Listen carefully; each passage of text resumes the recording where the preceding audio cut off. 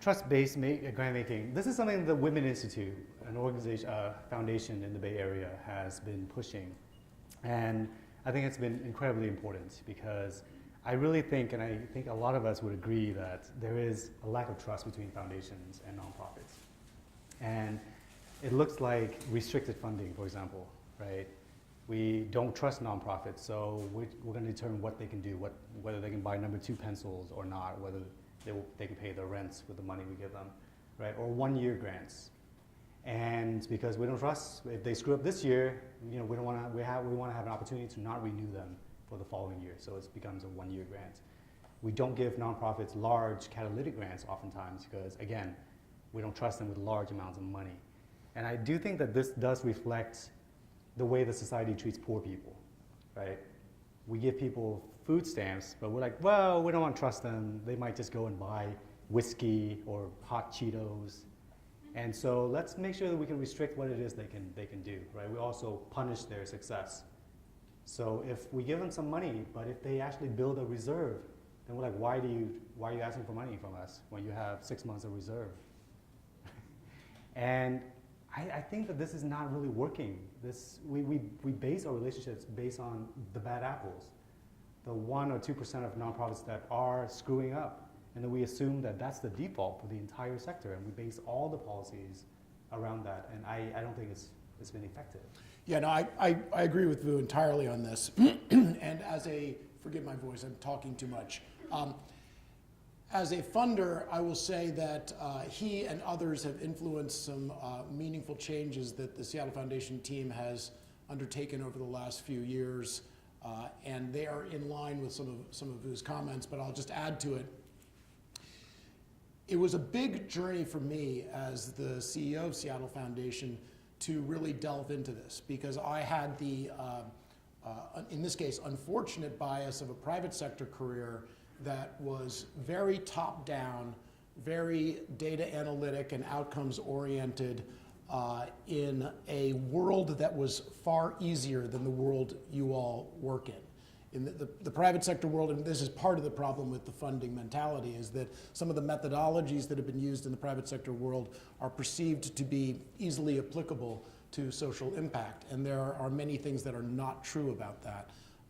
But the notion of investment for specific, often quantitative measurable outcomes with tight control is an inapplicable model for the work that we are all doing for a whole bunch of reasons. So funders really need to appreciate that their effectiveness is going to first and foremost be informed from the community up, as opposed to a model that says, sort of an old power model that says, we have the greatest perspective and theory of change from the funder point of view, and we will deliver money and direction down and hold accountability.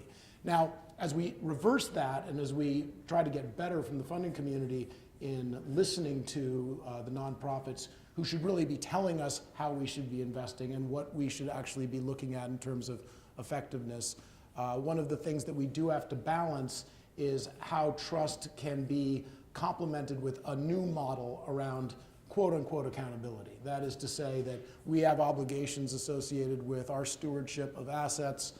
They differ from funder to funder.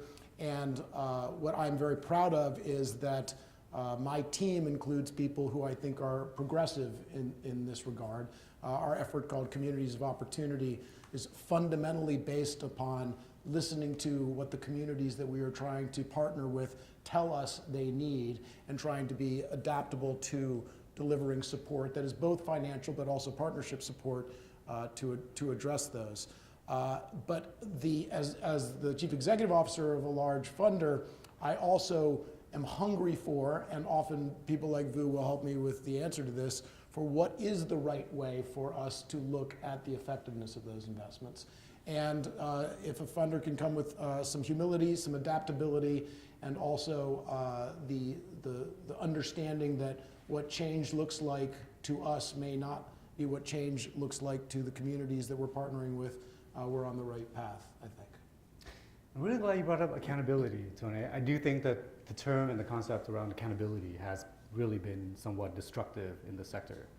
I do think that we think of accountability as, oh, people doing the right thing, when oftentimes accountability is just a way to punish people when they screw up, right? And I would prefer, right, and so it's very punitive sort of way of looking at things. And I would prefer for us to move towards integrity or responsibility, right? Where we would do the right thing because it is the right thing to do, not because someone is looking on us and we could lose funding because of certain things that we're doing. It's true, as long as we can get to the answer of what the right thing to do is. And one of the things that I have to balance in this discussion is that I consider it to be my accountability to unlock a lot more investment into our community. And I believe that we as a region are punching way below our weight in terms of the amount of investment that we could be making in organizations that you all represent. And there's just very quickly sort of a perspective on that you might find useful. And that is that there's a metaphor I heard from somebody who works on this, that imagine a mountain where there's this reservoir of gold. Whether we like it or not, wealth creation and income inequality in our society is off the charts and getting even more and more off the charts. And that reservoir of gold is getting deeper and bigger. By some analysis, only about 1.2% of that wealth is coming off the top of the mountain to support social good in a number of, obviously, diverse set of ways. And that is a declining percentage in a society that is increasing that wealth, that collection of wealth. On one side of that mountain, there are these big pipes and pumping stations that actually know how to pull off that reservoir quite effectively. And they're called universities and hospitals. And Harvard has a 600-person development team. Stanford has a 550-person development team. If they are trying to elicit investment in their missions, they know how to activate not only the left brain empirical set of criteria that a philanthropic institution or individual might have, but they also know how to activate their heart by connecting them in terms of their mission. And on the side of the mountain where all the people live, it's broken garden hoses and buckets. And we have not yet, I take our accountability as a community foundation, we have not yet cracked the code on how to partner with all of you in such a way that there is far more of that wealth supporting the organizations that you all represent. And I think that a mentor of mine, Darren Walker, who runs Ford Foundation, taught me the important ethic from the funder perspective of not thinking in terms of how we can give back, but how we can, what are we going to give back, but what are we going to give up? And I think part of what we need to give up is that punitive accountability model that puts nonprofits in a subordinate role as opposed to a shoulder-to-shoulder position in all the work we're trying to do in the community. Thanks. I should have probably mentioned at the beginning, we're going to try to save about 15 to 20 minutes at the end for some questions. So if you can kind of hold your questions until then, I want these guys to just, have the momentum they want to have, the discussion they want to have. So, and then we'll make sure that we save some time for questions. So I'd like to follow up on that. You have talked a little bit about the impediments to trust-based grant making, but can you be a little bit more specific about what you see as sort of some of the major impediments to that model? I mean, from the funder perspective, I'll just say that clearly, I came in with a point of view, even though I've been working in board capacity mostly for a dozen or more years before this role. I wanted to understand a whole bunch of things in terms of the investment, and I had to have my world recreated by people like Vu and my program officers who have been, I think, progressive in this space. But there's some basic hygiene, and basic hygiene includes a lot more unrestricted grant making, and a lot more multi-year grant making, and a lot higher volume grant making. We as Seattle Foundation, for those of you who worked with us over the last decade, saw that we went from a much broader set of smaller grants, and that wasn't because we didn't want to necessarily deploy money. It had to do with what our actual capacity as a funder was to a smaller set of targeted larger grants. That was painful for us in that we knew we were leaving people that might have gotten grants from us in the past without that type of support, but it also made us feel like where we were partnering and deciding we could make a difference, the organizations we were doing that with were feeling more supported in both the unrestricted category as well as the size of the grant. But that takes me back again to the fact that we have to unlock more wealth into the community. And just finally, I think I would suggest that having a sense of what the communities and the nonprofits that are representing their needs tell us. I feel very adaptable to our program officers coming in and saying, no, Mestres, we're not going to answer those questions associated with the impact of our investments, but we can create a different mental model for you as to how this partnership is working. And I think we need to do more on that. But I had also read all of Vu's blogs before I came in this morning, so I'm ready for him to add to the conversation. Well, we're talking about the impediments. There are several. One is something you brought up, Tony, which is we do have this sort of deferential treatment of for-profits, right? We have a lot of our board members, a lot of our donors, a lot of our funders come from the for-profit sector. And there are clear differences between the two sectors, and we don't really acknowledge that, and funders don't acknowledge that. A major difference is that as we become more and more successful as nonprofits, we incur more and more expenses without an equal increase in revenues, right? If Apple sells 1 million iPhones this month and then next month it sells 2 million iPhones, then it doubles its revenues, right? If we serve 100 kids in an after-school program this month and the program is wildly successful, that they bring their friends who need services, and now we have 200 kids, we double our expenses, and now we're just scrambling for resources and going out there and asking the individual for money, scrambling to get foundation support, right? So as we become more and more successful, we become less and less sustainable. This is something that Nancy Long from 51 Common brought up, which has really resonated with me. And so I think we have to acknowledge that, right? The other thing is that we're expected to perform miracles on very limited dollars. And it's like, I gave you $10,000. Why didn't you end homelessness last year? This is not what's expected in the for-profit sector, right? For-profit sector, I mean, imagine, I always joke, imagine we go to Apple and we say, hey, Apple, you sold 1 million iPhones last year. That's really great, but that's like an output. That's not really an outcome. You know? I want to know, Apple, of the 1 million iPhones you sold, how many people use their iPhones, update their resumes, and then get jobs because of their resumes? How many people do you help find jobs, Apple? Or how many senior citizens fell and broke their ankle, and then they used their iPhones to go onto WebMD and learn how to foster a tourniquet for their broken ankle? And so they didn't go to the emergency room, and so they saved taxpayers' money. How much taxpayers' money did you save? Is this why your site's referred to as a parody or a humor site? Humor, yeah. He's right. I mean, look, the crazy thing, let me just pause for a second, because there are things that I believe from private sector practices are actually very important for the work that we're doing in terms of social good. I do not think you can throw the baby out with the bathwater on all of it. But before you get to any of those things, it is nutty that we are asking organizations working on the greatest challenges in society to be operating at such a lack of investment support and capacity. It's just, if I were, once upon a time in my career, I was a VC for a short period of time. A VC would never go to a VR startup in Fremont and say, here's a $20 million series round investment, but you need to spend 97% of it on product A, and then you can spend 3% of it on just trying to be a good, successful startup. That's not how it works. So it's actually an inaccurate application of private sector methodologies to the type of constraints that I think are put on the nonprofit sector.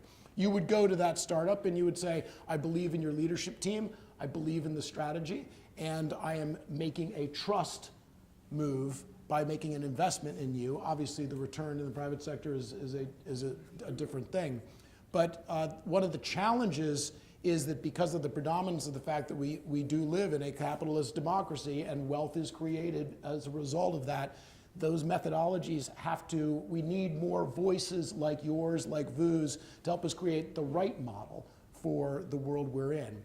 And I think that increasing trust will get us a long way.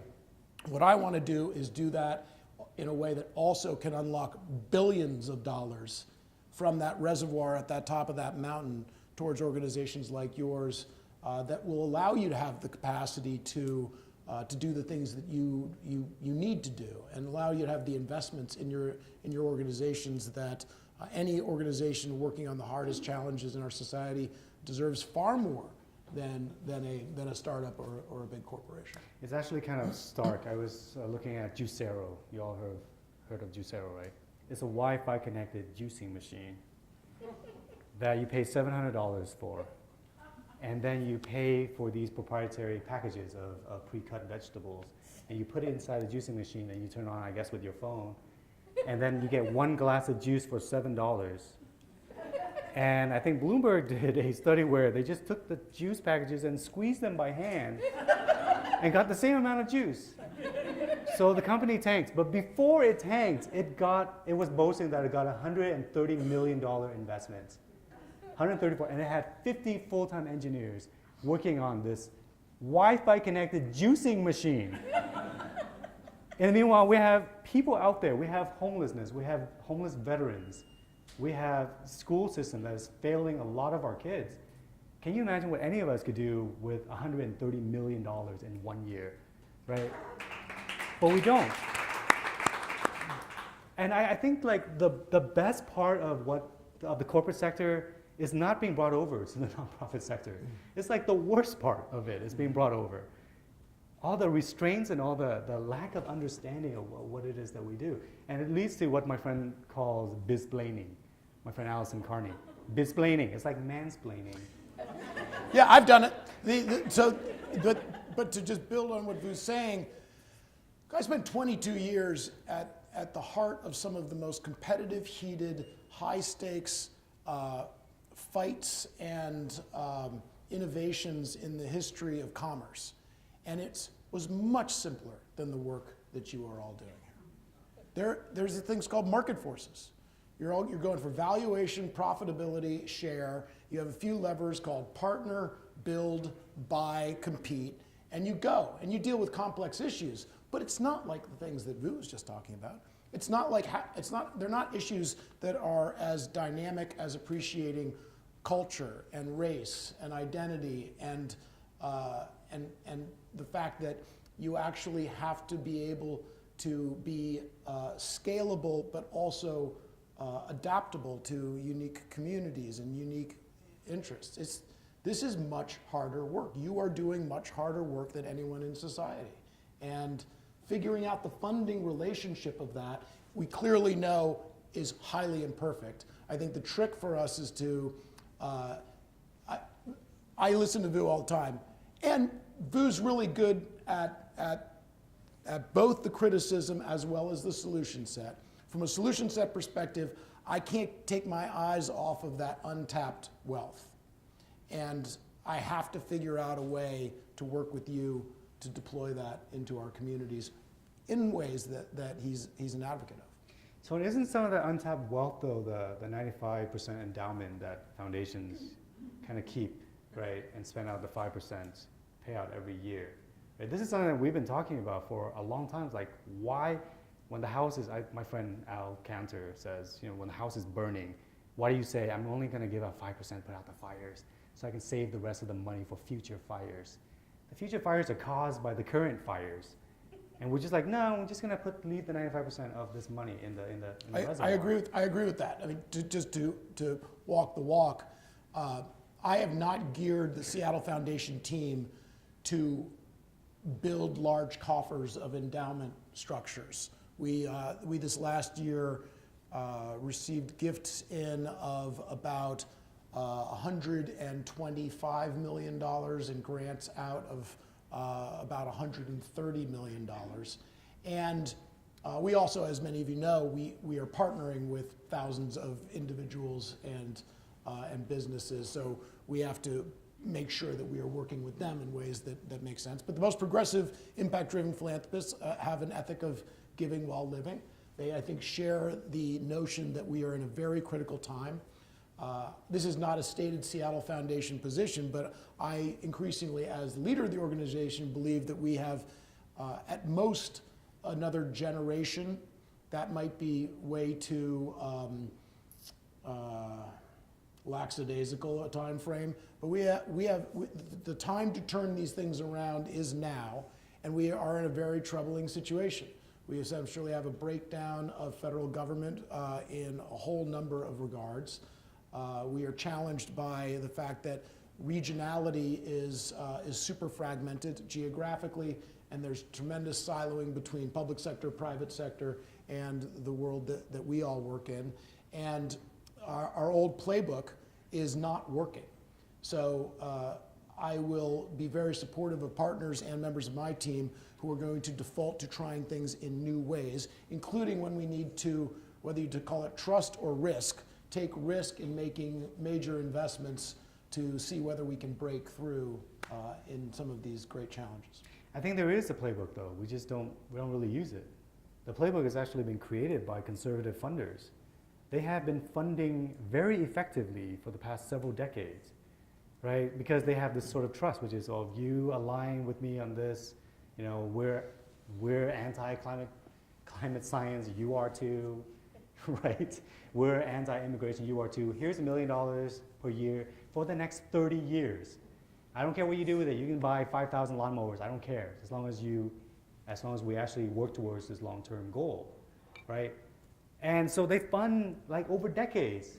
We are lucky if we get a grant that's 3 years renewable, whereas conservatives are like, no, 3 decades. And then they have these major goals, such as let's make sure that the Supreme Court is packed with conservatives, and it's going to take us 40 years or whatever to do that. We're going to start by investing in conservative student organizations on colleges. We're going to start with judges who are conservative. Let's get them elected into office. And the progressive funders are like, oh, I don't know. That's a really great idea, but what's your logic model? Are you scalable? Are you sustainable? What's the risk? We'll give you 4% of what you asked for 1 year, and then we'll see how it is. And it's going to take us 12 months to make a decision. Once you fill out these 50 pages and have a bespoke budget and a logic model and the blood type of every board member, right? And this is, I mean, I joke about this, but I think if Martin Luther King Jr. were here and he's like, I have a dream, y'all, the progressive funders that we have would be like, we love your dream, but you know, like, are you scalable? Are you sustainable? Like, I think it's fair. It's tricky.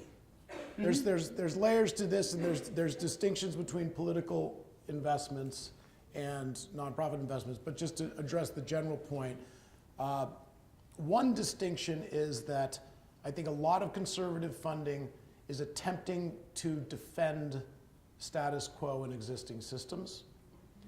And a lot of what we are trying to do, this is a nonpartisan statement, but a lot of what we're trying to do is to reinvent systems to actually address things like educating all of our kids equitably, to being able to break the patterns of the challenges around affordable housing, and the list goes on. And I think it is easier to pour large volumes of money at defending systems and status quo than it is to pour large volumes of money at effectively changing systems and status quo. But there is also a cultural point, and that is, I don't know why, but progressive philanthropic investment does tend to be, one could attribute it to thoughtfulness. So if you are progressive, you are thoughtful in many ways, and that probably goes too far in terms of some of the fine tooth comb analysis that you are I would agree with that. You got great one-liners, man. I think there's thoughtfulness, and then there's just like excessive intellectualizing, which is what we are. And I think the Pacific Northwest especially, we do a lot of this. We will have meetings, and then we'll have meta meetings about a summit, and we'll put sticky dots on things, and then 5 years later, we're like, oh, we have a strategy. And foundations often do this. Like, we're gonna not give for 2 years while we do a strategic plan. I don't think communities can wait 2 years while you work on a strategic plan. None of us wait for 2 years. We don't put our services and our programs on hold for 2 years while we do a strategic plan. So I think the thoughtfulness, I think, is one of our strengths. It's one of the strengths of progressives. And you are completely right. I agree with you on that. And it has gone too far. I agree with you. Yeah, and part of it is who's holding funders accountable.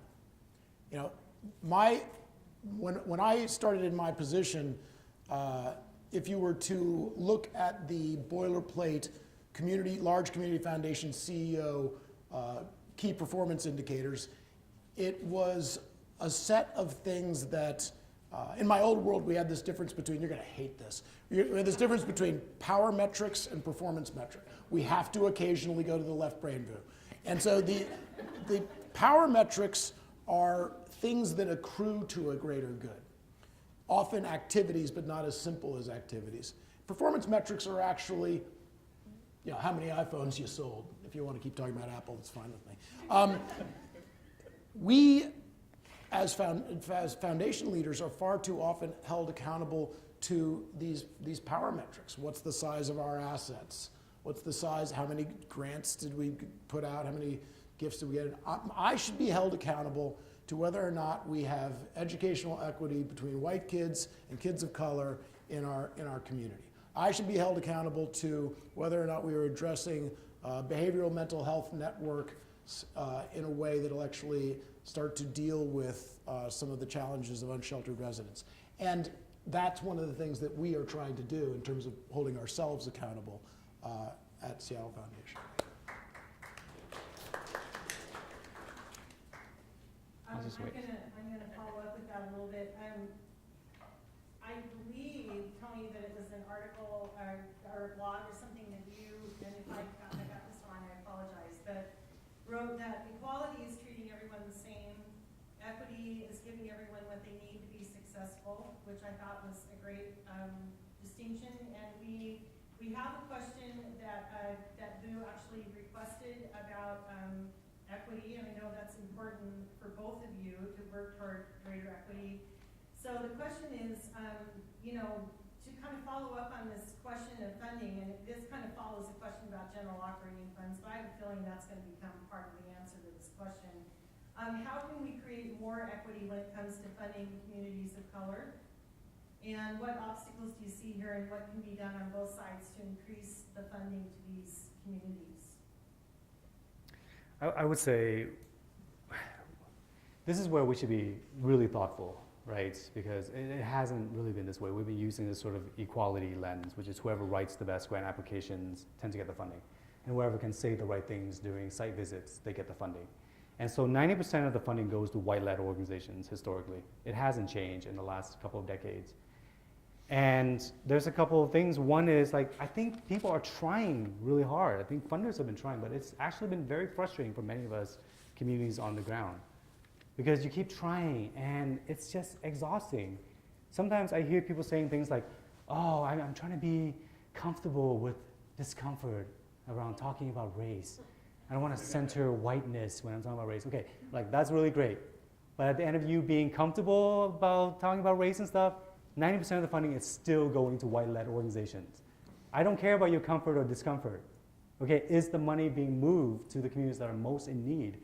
And we also have this level playing field sort of philosophy, right? Let's try to level the playing field. And I don't think the field will ever be level. That's just, I don't think that the field just won't ever be. You know, and this is what I see in the sector is foundations are trying to get the funding to communities of color, and they're going, okay, well, how do we create a process that's fair so that people can compete, and then maybe we'll give them technical assistance so they can apply and so they can compete with everyone else.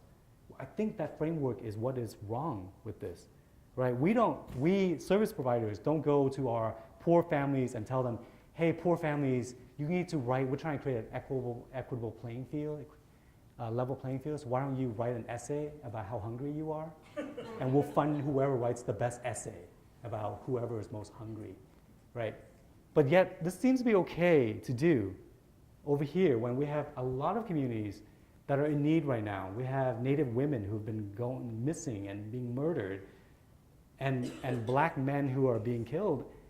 And we're like, oh, we're going to try to level the playing field. I'm like, no, we can't do that. Let's just move the money over. I don't think that language is appropriate either.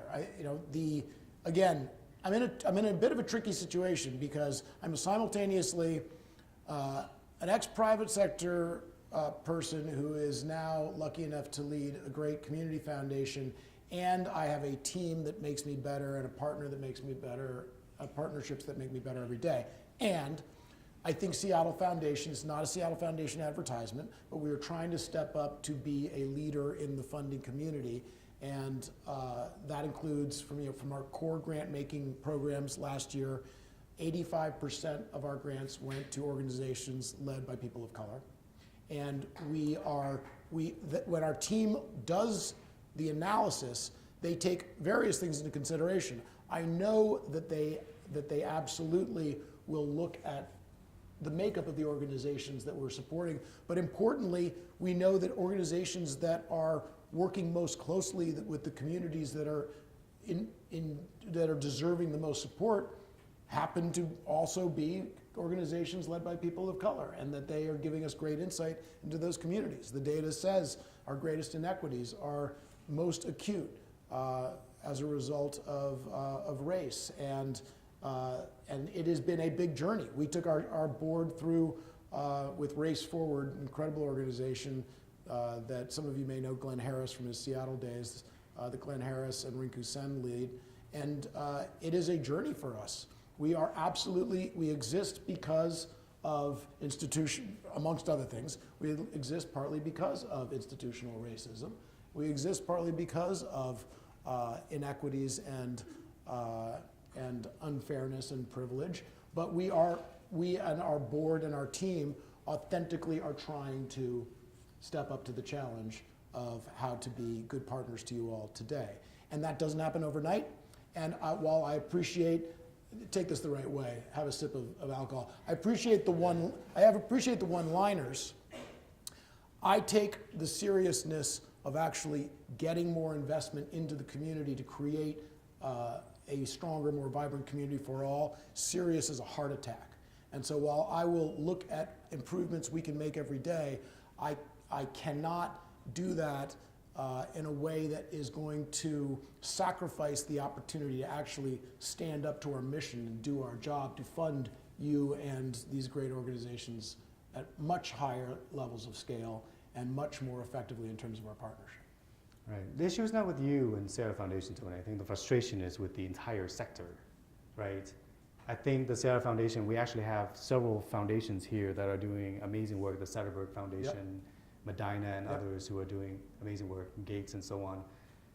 But I think, how do we actually get this out there? Because the Seattle Foundation changing it to 85%, that's amazing. That's incredible. And I think we should definitely pause it, but what's going on with the other foundations? Why are they still resistant? And what can you do as their peer to actually influence them? Because we can't really do that. Yeah, the foundation world, like the nonprofit world, is a very messy ecosystem. So I think that one of the things I appreciate about programs that are funded, nonprofits that are seeking support, is that you do a very good job of collecting with each other and sharing best practices and trying to learn from each other. There's obviously, partly because of the funding mechanisms, sometimes unhelpful competition and lack of sharing that occurs. But in general, I think that it's been very good for the sector the way that nonprofits do that. In the funding world, there's these classic philanthropic fumbles, and one of them is flying solo. So if for example, you lead a private foundation and you created great wealth in some other part of your journey as a person, and you think you can solve a certain problem, you take your own approach and you set up your own metrics and your own outcomes, and you oftentimes translate certain private sector practices to that. And we need to do more to have best practice sharing across the funding community.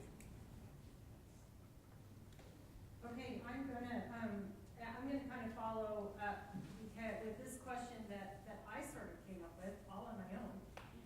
So this is a room full of grant writers and development staff, people, and oftentimes these are not. I'm not the person that kind of has the power in the organization to make change. And so one thing that we wanted to talk about today is what suggestions the two of you have through some very practical things that we in this room can take back to the organizations that we work with to help move this conversation forward. Is there anything? And if so, how do we do that? I think a few things. I think one is you actually have probably way more power than you think, right? I do think that grant writers are the nicest and most attractive people in the sector. And you have way more power than you think. And I think it's really important for us to use that power to provide feedback to foundations, because this is one thing that I hear from foundations, that we nonprofits lie to them all the time, right? We lie about our challenges, we lie about all sorts of stuff that we're dealing with, and it's because of the power dynamics. We often are just not truthful at all. I write a blog post that criticizes foundations quite frequently, every other week or so, and it's published at 1 a.m. and at 4 a.m. I wake up in cold sweat because I'm like, oh crap, Tony's going to defund my organization. But this is the reality, that we all feel this. But in actuality, that has never happened. In actuality, a lot of funders appreciate the feedback when it's done with a spirit of solution, right? And it's not personally attacking anyone. It's like, actually, your restricted funding has been causing a lot of challenges for us. Here's how it has been, and this is what we would really appreciate if you would consider. That has never led, at least my organization, from being defunded at all. So I do think that it's important for us all to really acknowledge that and push back. And you as grant writers can actually, sometimes as independent grant writers, can go to a foundation and say, look, I write grants for these 8 organizations, and you're the way that you're doing your $5,000 grant requiring a 20-page narrative is actually causing the field to lose 400 hours of services every year, right? And I think that we need to acknowledge that and do a better job pushing that. The other thing I would say is, grant writers, we all have to think about the entire ecosystem of the sector, right? In many ways, we're perpetuating this Hunger Games, the non-Hunger Games, where nonprofits just fighting with one another all the time. And grant writers have been part of that, like the weapons, right, against other nonprofits. I don't think this is effective for our community. We should all be more thoughtful about which grants we apply to, which ones we do not apply to, which ones we pass on to another nonprofit and say, hey, this is a way better fit for you. I'm not going to apply. I'm going to call the foundation and say, and I'm going to back your application because your mission is really critical at this moment. We need to be doing more of that for one another, because otherwise, we reinforce this notion that we're competing with one another and we're very cutthroat about it. And our community is not served when we are competing with one another. Yeah, a few things to add to it, maybe a few comments on what Vu said. Assume best intentions with the funders, and that's just to say respectfully that we will often hear more problem statement than solution. So in the same way that Vu was saying, don't underestimate your power, don't underestimate your power, your voice, and your innovation. If we are asking something of you that has all of these pitfalls because of all of these dynamics in history that we described, tell us as precisely and as thoughtfully as you can how we should do it better. And I think you would be surprised at the amount of time that we might actually listen and go back and think about how we should do things differently.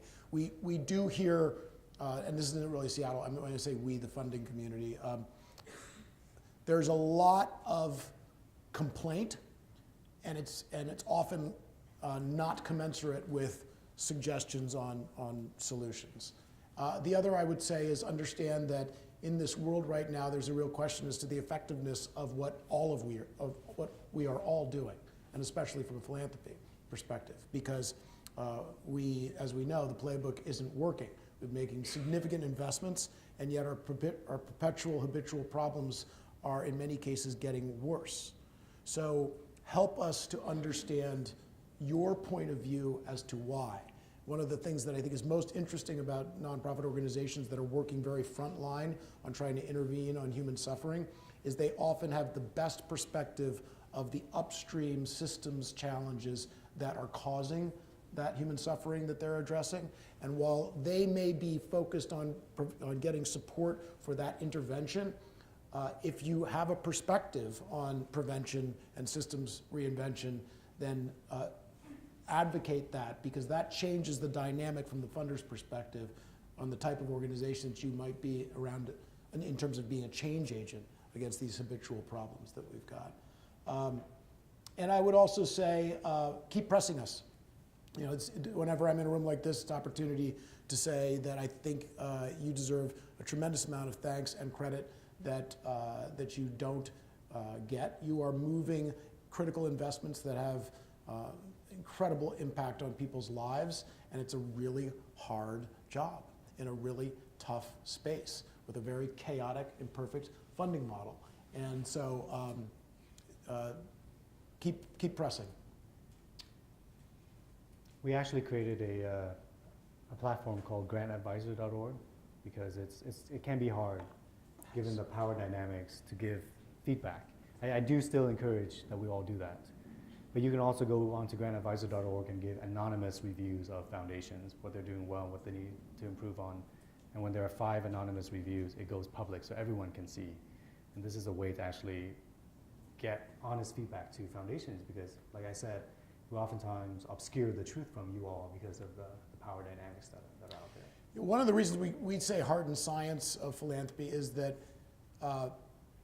both are very important, and I think storytelling is incredibly important, because if we just have an anecdote about the impact that you're having, it really helps us to understand that we might have to surrender all of these left brain, ex-private sector, outcome metrics that don't make sense, but that we have a sense of the incredible impact that you're having. And sometimes that actually can make all of the difference, because that builds the trust. That helps us to see that this works, even if we can't always count it, even if we can't always show specific metrical outcomes. We know what you're doing, and we believe in it, and we want to support it more.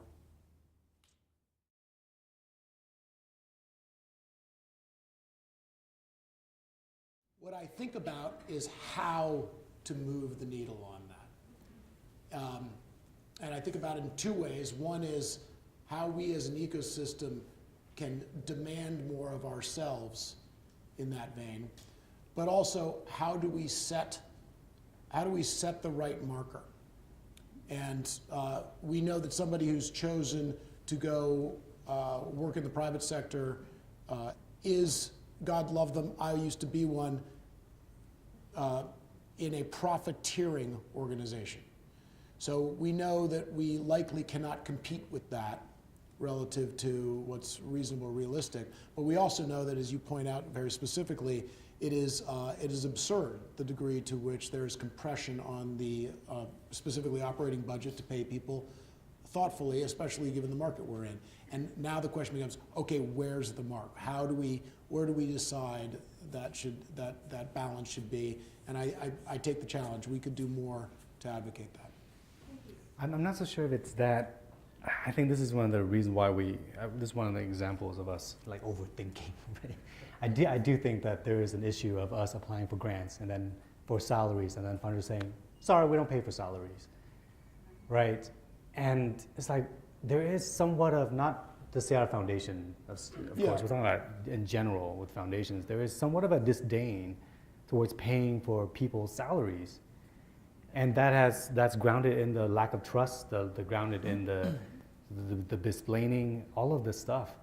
I think the solution is simple. If foundations give more general operating funds over multiple years, we can actually pay our staff a stable wage and have them last from year to year. If you give a 1-year grant, then we're not even sure. No one is sure. And so if they're not sure, they're going to start applying for jobs. This is why I think that it's not just a 3-year grant we should be pushing for. I think a minimum should be a 10-year grant, right? It doesn't mean it's guaranteed. If you screw up, you can still lose the grant. But if you don't know if you're going to be stable, then you have no ability to hire and keep staff or give them raises that they need to support their families. So the solution is multi-year general operating funds that are significant enough and that are going towards like the 85% organizations led by communities of color that you're talking about. That is how we can retain staff in the sector.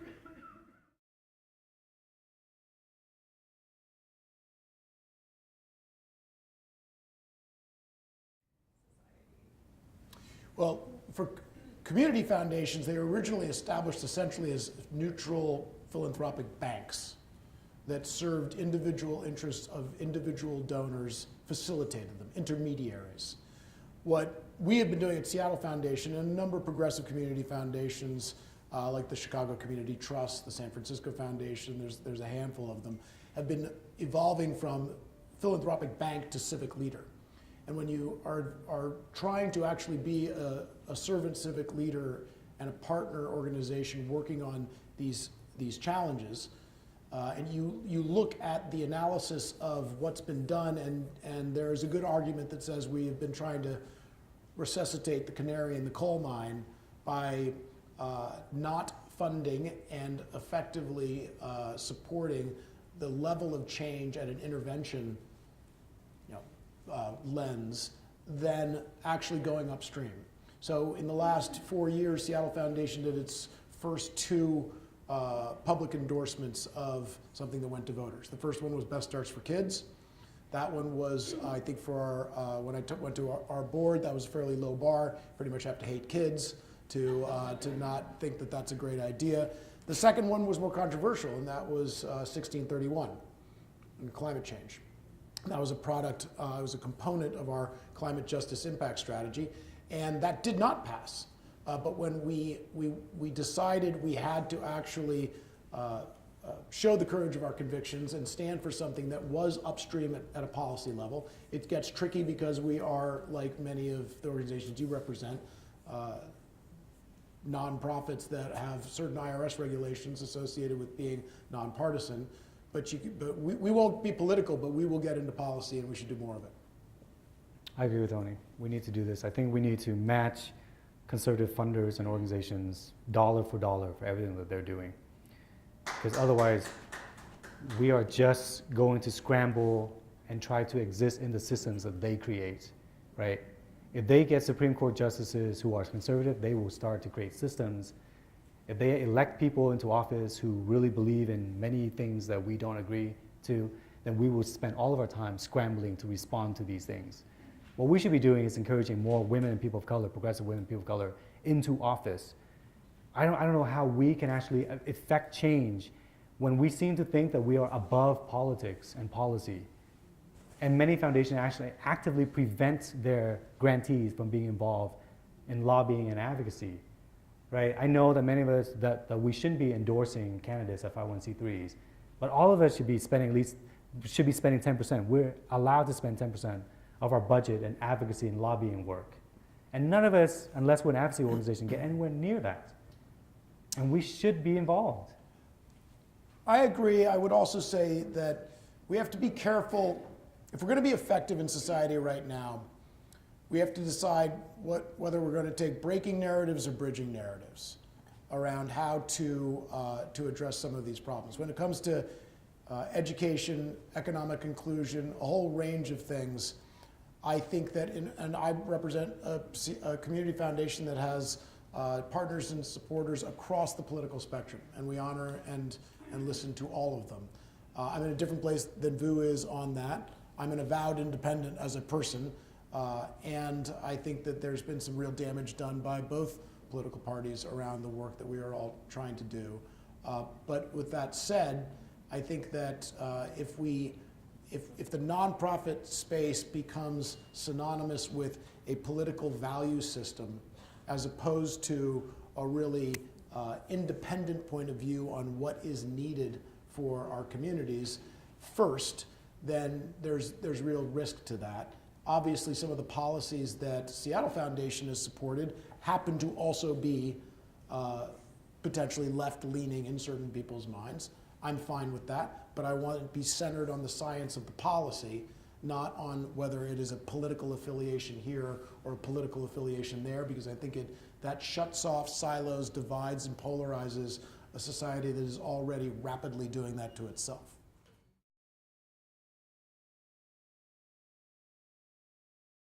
I wasn't laughing at the logic models, sir. I like logic models. I think they're great. Right. The issue that I see is just how much is expected for how much is actually being given, right? We actually have $2,500 grants that require quarterly reports and things like that because of the lack of trust. So yes, there is maybe you need to trust me, but don't distrust me immediately. But I think the bridge that was just built there is very important, which is we know that funders just on their own determining what the measurement criteria, the outcome model should be. We know that doesn't work. I think it's also, maybe I was being too diplomatic, but I was still straightforward. It doesn't work to just, suggest that we're going to actually be able to scale investments by blind trust, and Vu wasn't saying blind trust. I think that the trick, though, is how we give you the platform to tell us how we should look at the investment. And that could be any number of things. That's what I think that my team has taught me relative to some of the examples that we've gotten to earlier. And that's different than other investment models and other endeavors in life.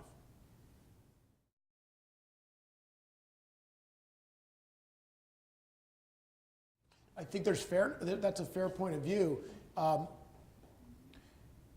I will just say that I am as humbled by some of the partners I get to work with in community as I am by the hearts and the intentions of some of the philanthropists we work with. With that said, there is a perfectly fair criticism that I actually think about every day, that we want to avoid that philanthropy is essentially taking with one hand and then giving just enough with another to prevent some greater existential threat to those who have privilege and power. I get it. All I can tell you is my sense of it is that is not where most philanthropists are coming from that I work with. Most of them are coming from a place of compassion, empathy, responsibility, and to some degree, real courage in saying, I don't need all of this money, and I want to make the world a better place, but I don't necessarily know how. And I think that's where the not knowing how can manifest in some of the practices that are not helpful that Vu's describing. And so I think it's up to us in our partnership to actually answer the how, and to take that from abstractions, from abstract problem statements to precise solution strategies. And more often than not, if they're authentic in their intent and their delivery, they will be received far better than you might expect. I think the challenge that we have is that we have a bunch of nice people who are unconsciously perpetuating the injustice that we see and that they are claiming to be helping to solve, right? We have implicit biases, right, that just affects everyone. And I think in foundation world, that is very similar. So all the nice caring, and most of the funders I meet are incredibly, they're really nice, very compassionate. We align on very similar issues, but at the same time, there's this sort of unconscious resistance towards changing things. I was reading Winners Take All, and this is talking about how pervasive this entire mentality is. It is easier for someone to do good, and they'll be receptive when you tell them to do good than for you to tell them to stop doing harm, right? So yeah, let's praise them for providing, creating a donor advice funds and giving out money, right? But how about we tell them to just pay more taxes? And that's gonna cause an issue, right?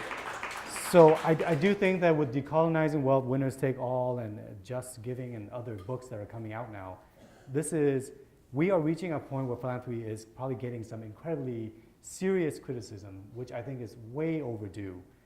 And I would really prefer for us as a sector, nonprofits and foundations getting together and working on some policies and some practices before the public gets angry because they read these things.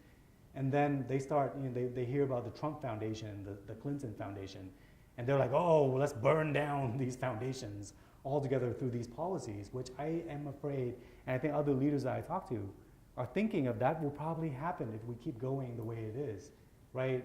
People get angry when there's only 5% going out, when there's just so many issues that are happening. It's really frustrating and discouraging. Yeah, fascinatingly, I agree in many ways. Look at a guy who wrote an op-ed in the Seattle Times basically dispelling the self-congratulatory, complacent notion that we're a very philanthropic community.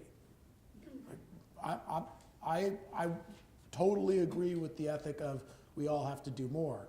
We could go down for another session a path of what does that actually look like, and how does that manifest to our community and the people in our community, and what type of destruction happens if we cannot succeed in partnering better together around better solutions. And I think that's the vein of this discussion. But there are philanthropists who are very aware that if they're not more effective, then bad things happen.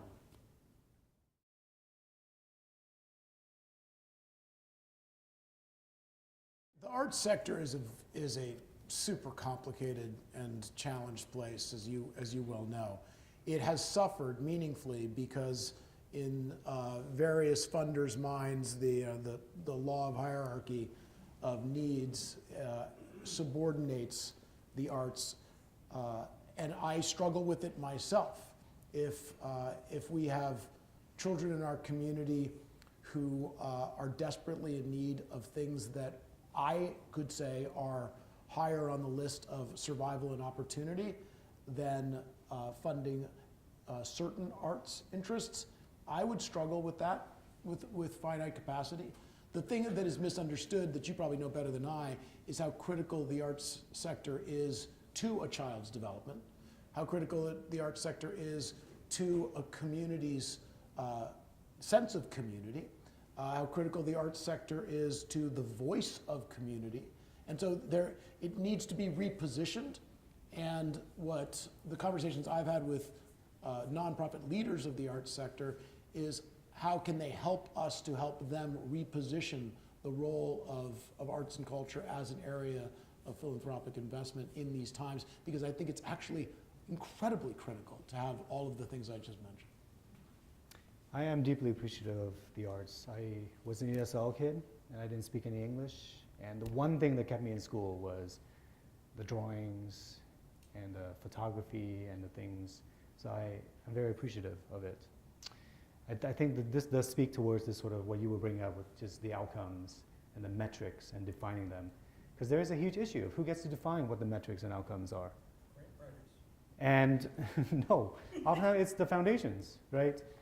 And they go and they're like, well, your metrics don't align with us. And we're like, but this is what our community says are the important metrics.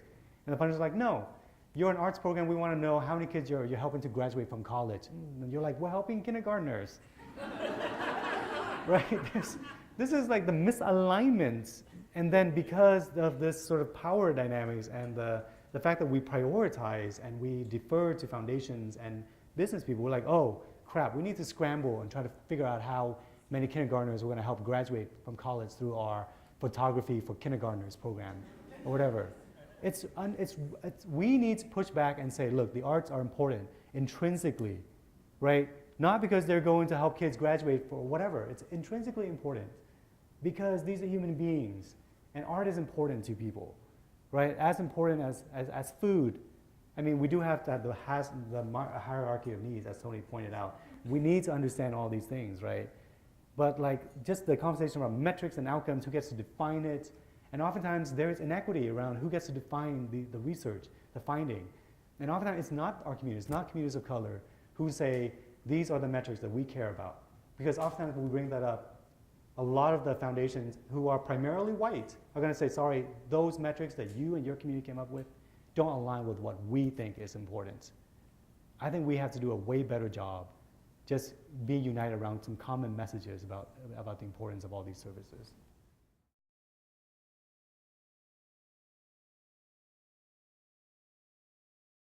On the second one, some of our most committed philanthropists, relative to how they deploy, they believe in giving while living, they are incredibly generous. And interestingly, there's a correlation in what I've witnessed between people's desire for anonymity and actually, in my personal experience with them, knowing them, their humility and simple living style. So there is a, I don't know what to do about that other than people get to make their choice that if they want to be anonymous, they're going to be anonymous, or else it's just not going to happen. What we try to do, which we didn't used to do, is we really try to speak on behalf of the grantees. If the grantees can help us understand why they might want to have disclosure. And so we will go back to, in the past, we would just say, not going to happen. We will go back to those anonymous staff holders and we will tell them, we really think you ought to consider showing yourself so that there can be more of a relationship. Could you just quickly tell me your first one? Unsolicited. Unsolicited. Yeah, I think that's an operating model issue and it's a perfectly fair one. And I think we used to do that. This is before my day, but we should probably look at that again. I would say a couple of things. One is the donor advised funds. I'm really struggling with donor advised funds. I just find it to be problematic that people are able to avoid paying taxes and then being able to fund the things that they care about. Imagine for societies like that, we just don't pay any taxes and people some people might fund some roads and other people might fund the firefighters if they care about the firefighters. And that is a challenge that I'm really struggling with. And I know, and we do have donor advised funds who fund my organization as well. So, and they are wonderful people, so this is not against them. It's this system that we have. I really would prefer for people to just pay more taxes. And many of us nonprofits just go out of business, okay, and become wedding planners or whatever. And the other thing is the unsolicited grants. Wait, let's debate that for a second. Yeah. Are you sure about that? Because right now there is a fair analysis that says that some of the most important, that assumption suggests that the people, our neighbors, our fellow residents are going to be better off with the nonprofit sector going away and government being funded to address all of these issues. I don't know that I believe that there's precedent to make that bet. I believe that the nonprofit sector and the individual organizations here, including yours, play a role in society that is unique, critical, differentiated from what government does, and I don't want to see the world you just described. I do want to see the world where this sector is funded appropriately and where this sector is supported in a way that allows it to play that third sector critical role, because it's pure of mission. And trust me, government isn't pure of mission. It's not. I can agree with you that we need to be funded more. There are precedents, though. It's not perfect, but the Scandinavian countries are able to provide a whole bunch of, and you are shaking your head, sir, and we can have this debate in a moment. I'm saying that they're not perfect either, right? They have homogeneous populations, etc. But they do have certain things that we could learn from: universal education, universal health care, etc. And I'm just wondering how we have to rely on nonprofits to provide services to low-income veterans who are homeless. And that should be something the government should be taking care of. And it's not working. You know, once upon a time, charity was there are 1,000 criticisms to this description: savior mentality, privilege, everything. But it was trying to help people who had, quote unquote, from the funder's perspective, fallen through the cracks. And those cracks have turned into such crevasses in terms of the system's failures that you are all working on every day, that the problem we have is that what we're doing doesn't scale. It's not supported at the level it needs to be, and it's also not figured out its coherence in terms of its role in society, i.e. the policy advocacy question from earlier. I think we can address many of those things, but it's going to be fluid and dynamic for some time. As far as DAFs are concerned, here's the reality. The fastest growing charity in the United States right now, anyone know? Fidelis. Goldman Sachs Philanthropy Fund. Fidelity's right behind it. But yeah, there is a fair set of real criticisms about the use. Remember, a DAF is just an IRS vehicle. One DAF does not necessarily equate to another DAF. It's about who is responsible for them and how are they exercising them. And I think there is fair criticism, but I wouldn't throw them out the window right now. The solicitation part, when some foundations just won't take any unsolicited proposals, I think in some ways that can be fair if we are talking about really targeting the funding towards communities that really need it, right? If some foundations are like, we're going to target and helping Native communities, and we're not going to take any unsolicited grants from anyone who is not from a Native community, I think that's perfectly fair, right? It's only an issue when that is a vehicle that is used to fund people who have a relationship with you historically. And there leaves no room for marginalized communities to tap in and say, hey, our community really needs the support, and you don't have any openings at all for even for us to have a conversation with you. Yeah. I think this is something that Tony and others, we would really appreciate for you to talk to these foundations and say, hey, are you looking at who you're funding? Yeah. If it's 90% whites, then maybe we need to reconsider opening it up. That's fair. There's also, if you add, we have a couple of my team in the room, but I know my programs team would partly say, we don't want to cause pain, meaning we don't want organizations going to a bunch of cycles on creating work that we're not in a position to respond positively to. But I agree with what Vu said.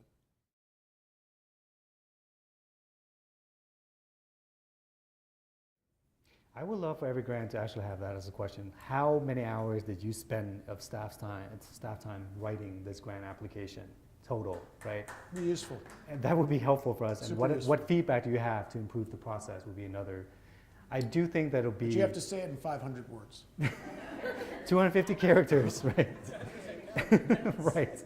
But the other thing is, I think if we just move towards unrestricted multi-year funding, that would just cover that. And we just focus on the outcomes that you brought up, sir, right? Otherwise, right now, the whole indirect, direct thing, I think those are all red herrings. It's just forcing us away from what are the outcomes we're all trying to achieve together. Okay, I think, do you guys have any, Tony, or do you have anything else to add? I just want to say thank you. This is the type of conversation that Vu and I envisioned we would have with you and with each other, and I really do suggest that I'll make sure that you all have my email address.